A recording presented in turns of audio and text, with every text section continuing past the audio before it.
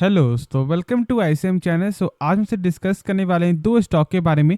पहला आपका होने वाला है टाटा पावर और दूसरा आपका होगा आईईएक्स। तो इस वीडियो को जरूर से अंत तक देखो, लेकिन उससे पहले इस चैनल को आप सब्सक्राइब कर सकते हो और इस वीडियो को लाइक करना यदि आपको ये वीडियो पसंद आए। तो चलो फिर डिस्कस करते हैं पहले टाटा पावर के बारे में।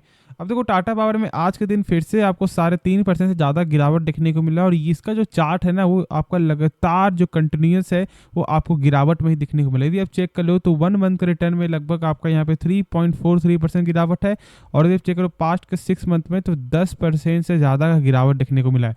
हाँ, लेकिन यदि आप यहाँ पे चेक कर लो 5 साल का रिटर्न तो यहाँ पे आपका 128% का गेन देखने को मिल रहा है। और इसकी वजह आप जानते हो, कोविड के बाद जो स्टार्ट जो गेन हुआ था, जो लगभग 40 से 50 रुपये का जो शेयर था, वो लगभग आपका 200-250 के यानी कि लगभग 280 के ऊपर आपको चला गया था। ठीक है, और बहुत से लोग अभी भी बाई किए होंगे 280 के लेवल में और उनका ऐसे ही आपको यही माइंड में जा रहा होगा कि क्या अभी यहाँ पे आपको सेल कर दें या फिर बाई करे चले। देखो, यहाँ पे बाई सेल है ना, एक अलग कंडीशन है।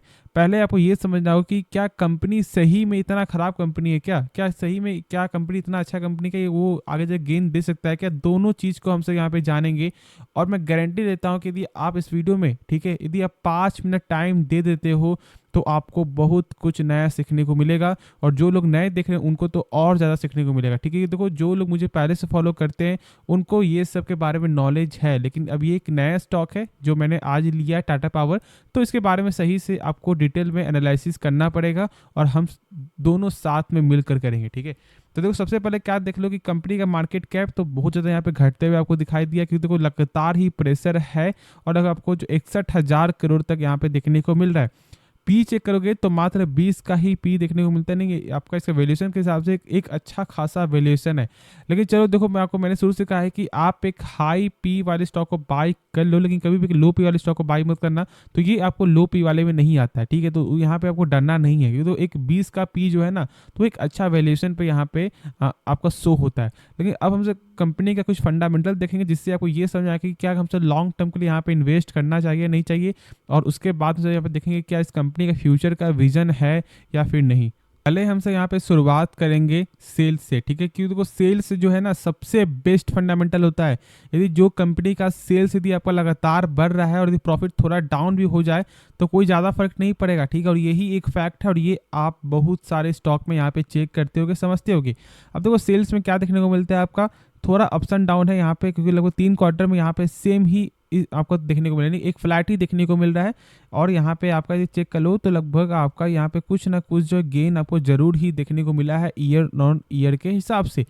अब यहाँ पे वो ये समझना है कि क्या यहाँ पे आपका इस कंपनी का जो कैश फ्लो है क्या सही है। अब तो ये कैश फ्लो क्या होता है, देखो कैश फ्लो का मतलब ये है कि कंपनी यदि मान लो जो भी सामान बेच रही है, क्या उसका पैसा जो है रिटर्न आ रहा है या फिर नहीं आ रहा है। और चेक करने का क्या तरीका होता है मैं आपको यहाँ पे दिखाऊंगा सिंपल में। देखो, पहले तो यहाँ पे नेट कैश फ्लो चेक कर लो, यहाँ पे माइनस में, तो ये आपको तीनों को जोड़ के बताता है कि क्या सही है क्या गलत है। लेकिन यदि जो बेसिक जो सबसे मेन होता है वो आप चेक करो। ठीक है, ये आपको निगेटिव है ना, ठीक है, कोई मतलब नहीं है। पहले यहाँ पे ये चेक करो कि जो मैंने कहा था कि जो सामान बिक रहा है क्या उसका पैसा जो रिटर्न आ रहा है नहीं आ रहा है। तो ये चेक करने क्या तरीका है, इस नंबर को कितना है आपका 6,693 करोड़। इस नंबर से कम होना चाहिए टोटल प्रॉफिट, तो ही हम सब बोलेंगे कि कंपनी का कैश फ्लो आपका सही है। तो यदि हम यहाँ पे क्या देखने को मिलता है आपका मात्र 2156 करोड़ का, यानी कि कंपनी का जो कैश फ्लो है वो यहाँ पे पॉजिटिव है। और यही सबसे बड़ा यहाँ पे मेन फंडामेंटल है। मैं शुरू से आपको मैंने बताया है कि कंपनी का फंडामेंटल में कम से कम कैश फ्लो जो है ना वो 25 से 30% तक आपको रोल निभाता है और यही आपका सच्चाई है। अब यदि आप आगे का चेक करोगे, जो यहाँ पे आपको जो नेट कैश फ्लो जो आपको यहाँ पे माइनस में देखने को मिलता है, उसका मेन कारण क्या है, यहाँ पे investing cash from investing activity, यानी कि जहाँ पे कंपनी ने इन्वेस्ट किया हुआ, जैसे कि मान लो यदि आपने यहाँ पे इन्वेस्ट किया हुआ है कोई स्टॉक में, ठीक है, तो उससे आपका 1 मंथ रिटर्न क्या देखने को मिलता है, क्या निगेटिव होता है क्या प्लस होता है।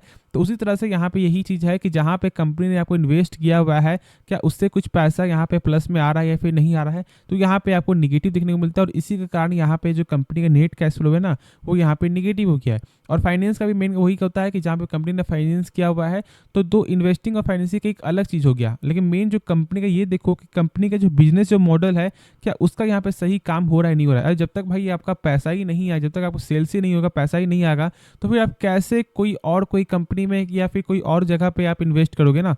तो इसलिए मैं बोलता हूँ कि पहला जो मेन होता है आपका होता है ऑपरेटिंग एक्टिविटी। अभी यहाँ पे देखो टोटल एसेट का लगातार बढ़ रहा है, तो हाँ टोटल एसेट भी आपको लगातार ही बढ़ते हुए दिखाई दे रहा है। अब दो चीज़ और चेक कर लो कि क्या कंपनी का जो आरओसी यहाँ पे सही है, लेकिन उससे पहले यहाँ पे देखो कि इसका बुक वैल्यू जो है ना वो यहाँ पे अच्छा देखने को मिलता है। अभी बुक वैल्यू क्या होता है, बुक वैल्यू का मतलब ये है कि कंपनी जो भी मान लो डूब रही है, बर्बाद हो रही है सॉरी, तो एक सर के बदले कंपनी आपको कितना रुपया पे कर सकता है। जैसे मान लो कंपनी डूब गई, तो आपने बाई किया हुआ है मान लो आपने 250 में, तो आपको मिलेगा मात्र 80 रुपया पर शेयर। अब ये देखो कोई खराब नंबर नहीं, एक अच्छा नंबर है कि बहुत सारे स्टॉक का जो क्या होता है कि 10-10% भी नहीं होता है, और यहाँ पे एक अच्छा नंबर अभी तक यहाँ पे देखने को मिल रहा है। तो यही चीज़ मैं आपको दिखाना चाह रहा था, ठीक है। हाँ, दो चीज़ यहाँ पे खराब देखने को मिलता है, कंपनी का आरओसी और आपका आरओई, क्योंकि तो कम से कम किसी भी कंपनी का आरओसी और आपका आरओई जो है ना वो 12% के ऊपर होना चाहिए, और यहाँ पे देखने को मिलता है आपका 9% और एक मिलता है आपका 8%। लेकिन अभी आरओसी होता क्या है, देखो इसका मतलब ये है कि कंपनी यदि मान लो अपने पास 100 रुपया लगा रहा है, तो क्या यही 100 रुपया आपको एक साल बाद जो बढ़ रहा है या फिर घट रहा है, तो बढ़ तो रहा है लेकिन मात्र 9% के ग्रोथ के हिसाब से, जो बहुत ही कम देखने को मिलता है। और यहाँ पे आपका जो आपका इक्विटी के बदले कितना ज़्यादा जो रिटर्न मिल रहा है, तो उसी को हमसे बोलते हैं आरओई, और यहाँ पे भी बहुत ही कम ही आंकड़ा है। अब हमसे जानेंगे कि क्या कंपनी का लॉन्ग टर्म का विजन सही है नहीं, फिर उसके बाद बात करेंगे कि क्या अभी बाई करना सही रहेगा क्या फिर नहीं रहेगा। जहाँ तक ऐसा मेरा मानना है कि कंपनी का लॉन्ग टर्म का विजन तो है। अब देखो जहाँ पे भी अभी पावर आपको लग जा रहा है, या फिर मैं आपको बोल दूँ यहाँ पे ईवी का जो भी यहाँ पे आपको रोल आ रहा है ना, वो सारा ही यहाँ पे लॉन्ग टर्म का सेक्टर है। और अभी आईटी आपका हो गया, फाइनेंस भी एक तरह का एक लॉन्ग टर्म सेक्टर है, पावर आपका हो गया, और आपका डिफेंस हो गया, ये सब अभी एक लॉन्ग टर्म का विजन के लिए लोग यहाँ पे बाई कर रहे हैं। और मेरा ऐसा मानना है कि यदि आपने बाई किया एक हाई प्राइस में ना, तो आपको यहाँ पे होल्ड ही करना है। अब क्या शॉर्ट टर्म के लिए बाई करना सही रहेगा, नहीं अभी शॉर्ट टर्म के लिए बिल्कुल भी बाई मत करो, क्योंकि टेक्निकल लेवल से जब तक इसका लेवल 215 के ऊपर नहीं जाता है तब तक बाई मत करो। अब मैंने शुरू से बोला था, जब 215 नीचे गया था मैंने कहा था कि बाई मत करो, बाई मत करो, और बहुत से लोग यहाँ पे सोच भी रहे होंगे कि नहीं ऐसा नहीं होगा, और आज देख रहे हो कि यहाँ पे 190 के प्राइस में देखने को मिलता है। तो ये नहीं कि यहाँ पे इसका प्राइस यहाँ पे खराब है, नहीं एक अच्छा प्राइस में अभी भी स्टॉक मिल रहा है। लेकिन जो शॉर्ट टर्म के लिए सोचते हैं तो उनको तो यहाँ पे टेक्निकल लेवल के ऊपर बाई करना होगा, जब एक अच्छा खासा आपको रिटर्न मिल जाए। और इसलिए मैंने बोला था कि टेक्निकल लेवल डाउन है, लेकिन लॉन्ग टर्म के लिए एक अच्छा स्टॉक है।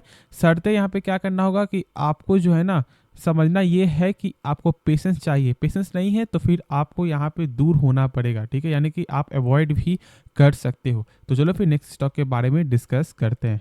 अब हमसे जानेंगे यहाँ पे IEX के बारे में, ठीक है। एक ऐसा स्टॉक जो फिलहाल लगातार आपको साइडवेज ही चलते हुए दिखाई दे रहा है। देखो ये साइडवेज होता क्या है, आपने बहुत से लोग ऐसे आपने मुंह से सुना होगा कि साइडवेज चल रहा है, साइडवेज चल रहा है, ये होता क्या है। देखो जो लोग जो ट्रेडिंग करते हैं ना उन्हें यहाँ पे ये चीज़ मालूम होगा, लेकिन जो लोग आपको इन्वेस्टिंग करते हैं या जो लोग यहाँ पे आपको शॉर्ट टर्म के लिए यहाँ पे सोच रहे हैं बाई करना या नहीं करना, तो मैं आपको यहाँ पे बताऊंगा कि यहाँ पे होता क्या है।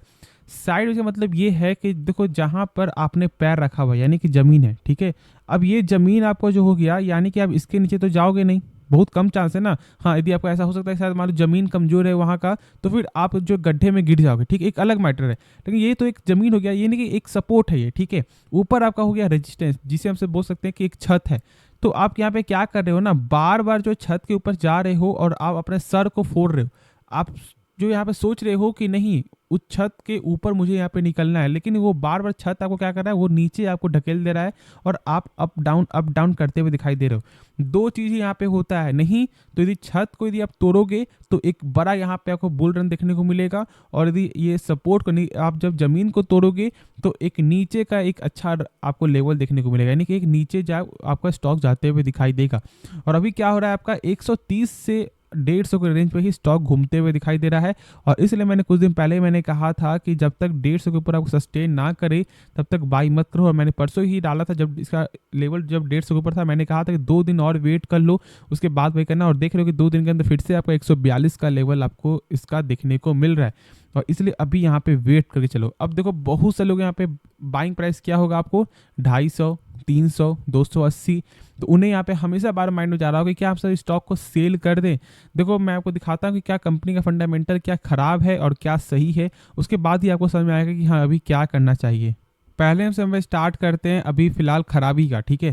देखो यहाँ पे सबसे बड़ा जो अभी निगेटिव पॉइंट क्या है ना, जो अभी मेन जो साइड में चल रहा है वो है सेल्स। सेल्स में यहाँ पे आपको क्या देखने को मिलता है, कमजोरी, ठीक है। और यही सबसे बड़ा मेन कारण, मैंने शुरू से कहा है कि देखो सेल्स यदि कंपनी का लगातार बढ़ रहा है ना, और यदि प्रॉफिट थोड़ा अप्स एंड डाउन भी देखने को मिल जाए या फिर कुछ और भी न्यूज़ आ जाए, तो ज़्यादा आपको इम्पैक्ट नहीं पड़ता, और यहाँ पे सेल्स के कारण ही ऐसा कुछ आपको देखने को मिल रहा है। अब यदि यहाँ पे चेक करोगे इस कंपनी का थोड़ा और जो यहाँ पे आपको निगेटिव है, वो है इसका एफआईएस का स्टेक जो लगातार ही कम होते हुए दिखाई दे रहा है। ऑलमोस्ट आपका 34 से 35% जो स्टेक था वो घटकर अभी आपका हो चुका है 15.5 का, और इस क्वार्टर में भी यहाँ पे कम ही देखने को मिल रहा है। और एक और निगेटिव क्या, वो है आपका पब्लिक होल्डिंग जो आपका लगातार बढ़ रहा है। अब हमसे कुछ यहाँ पे जो इसका आपका पॉजिटिव है वो यहाँ पे जानो, कंपनी का कैश फ्लो यहाँ पे सही है, यानी कि कंपनी जो भी सामान बेच रही है उसका पैसा जो है रिटर्न आपको आ रहा है, जो सबसे अच्छा है। अब जानो कि यहाँ पे कुछ और पॉजिटिव, जैसे कि कंपनी का आरओसी है, यानी कि आपको रिटर्न ऑन कैपिटल एम्प्लॉयड, जैसे कि मान लो यदि कंपनी अपने पर 100 रुपया लगा रहा है ना, तो वही 100 रुपया 1 साल बाद आपका बन जाता है 162 रुपया, जो एक अच्छा नंबर है। लेकिन यहाँ पे आपको कर्ज भी होता है, लेकिन कंपनी का जो ऑलमोस्ट यहाँ पे कर्ज जो है ना वो ना के बराबर ही आपको देखने को मिलता है। तो यानी कि कंपनी का जो आरओसी और आपका आरओई यहाँ पे दोनों ही सही है, क्योंकि देखो दोनों ही 12% के ऊपर होना चाहिए, और यहाँ पे आपका जो 4x टाइम से ज़्यादा ही देखने को मिलता है दोनों में, और एक में थोड़ा ऑलमोस्ट है। तो कंपनी का फंडामेंटल यहाँ पे अभी बीच में, लेकिन दो कंपनी खराब नहीं, इसलिए तो इसका एक लॉन्ग टर्म का विजन भी है। लेकिन अभी है क्या ना कि इसका अभी आपको जो कंपटीटर भी आपको आ चुका है, जानते हो आपका, ठीक है, हिंदुस्तान। और यहाँ पे अभी आपका हाल में न्यूज़ क्या आया था कि सरकार यहाँ पे सरकार क्या मानना है कि लगभग 3 महीने के बाद जो है ना यहाँ पे कोल बेस्ड पावर प्लांट का जो डिमांड यहाँ पे बढ़ सकता है, यानी कि पावर का जो डिमांड बढ़ सकता है। तो जो भी कोल बेस्ड जो भी पावर प्लांट है वो अपने हाई कैपेसिटी में काम करे, और इसके कारण थोड़ा गेन हुआ था, लेकिन फिर से यहाँ पे आपको निगेटिविटी देखने को मिल रहा है। लेकिन जब तक यहाँ पे इसका लेवल 150 के ऊपर नहीं जाता है तब तक बाई मत करो, वरना आप फंस सकते हो एक शॉर्ट टर्म के लिए भी, और लॉन्ग टर्म के लिए तो यहाँ पे बोलना भी जो सही नहीं रहा, क्योंकि कंपनी का भी जो बेस्ट फंडामेंटल भी देखने को मिलता है। तो थोड़ा वेट करो, ठीक है, थोड़ा टाइम दो इस स्टॉक में, लेकिन ऐड ऑन मत करना। यदि आपने एक हाई प्राइस से बाई किया तो भी यहाँ पे आप जो एवरेज मत करो, और फ्रेश बाई अभी बिल्कुल भी नहीं करना जब तक इसका लेवल 150 के ऊपर ना जाए। तो जो होप ये वीडियो पसंद है, बाकी इस वीडियो में कुछ भी सीखने को मिला, जरूर से इस चैनल को आप सब्सक्राइब कर सकती हो, और इस वीडियो को लेकर यदि आपको ये वीडियो पसंद आए तो मिलते हैं नेक्स्ट वीडियो में। तो तब तक के लिए धन्यवाद।